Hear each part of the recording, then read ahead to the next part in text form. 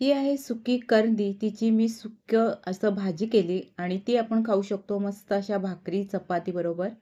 तर चला करूयात. ही सुकी करंदी मी साफ करून घेतली आणि साफ केल्यानंतर पाण्यामध्ये थोडा वेळ ठेवायची आणि त्यानंतर धुवून घ्यायची 2-3 वेळा.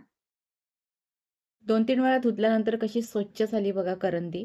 आता ह्या कढईमध्ये थोडंसं तेल घेते आणि त्याच्यामध्ये 3-4 मिनिटं फक्त ही तेलावरती त्या फ्राय करून घेते. ही फ्राय करून झाली, ती आता मी वेगळी काढून घेते आणि त्याच पॅनमध्ये थोडंसं आता तेल घेते.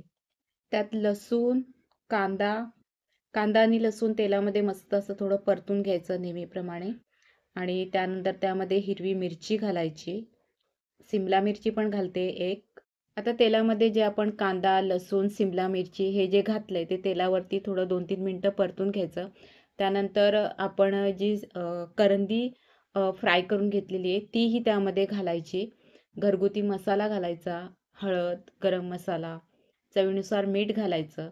सगळं मिक्स करून हे थोडं झाकण ठेवून हे शिजू द्यायची. मीठ घातल्यामुळे त्याला पाणी सुटतं आणि करंदी आधीच आपण फ्राय केलेली आहे. त्यामुळे त्या पाण्यामध्ये आणि फ्राय केलेली असल्यामुळे ते पाणी न घालता हे सगळं करंदी शिजते. झाकण उचलायचं आणि हे कोकम घालते थोडंसं आंबटपणासाठी. किसलेलं खोबरं घालायचं आणि सगळं मिक्स करून पुन्हा झाकण ठेवून थोडं 3-4 मिनटं पुन्हा शिजून घ्यायची. आता ही करंदी आपली तयार आहे. मस्त गरमागरम भाकरीबरोबर छान लागते.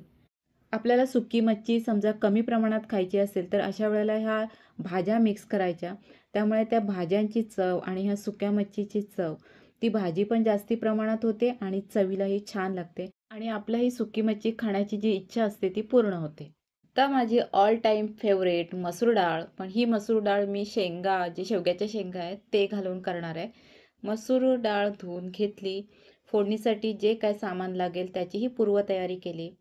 तेल घेतलं कढईमध्ये. मोहरी, जिरं, हिंग, लसूण, कांदा, टोमॅटो, हिरवी मिरची बस तेलामध्ये फ्राय करायचं. त्यानंतर चे तुकडे आणि जी धुतलेली आपली मसूर डाळ आहे ती घालायची. त्याच्यामध्ये थोडं सगळं हळद घालायचं, आपला लाल मसाला घालायचा, पाणी घालायचं. त्यानंतर आपल्या शेवगाच्या शेंगा घालायच्या, मीठ घालायचं. नेहमीप्रमाणे ही मसुरीची डाळ शिजून घ्यायची. उकळी आली आता गॅस स्लो ठेवायचा आणि मंद आचेवर ही मसुरीची डाळ मस्त शिजून घ्यायची. डाळ शिजली आता वरून कोथिंबीर घालायची आणि कढीपत्ता घालायचा आणि तोही खायचा थोडासा कच्चा. हे आपलं दररोजचं घरगुती साधं जेवण आपलं तयार आहे.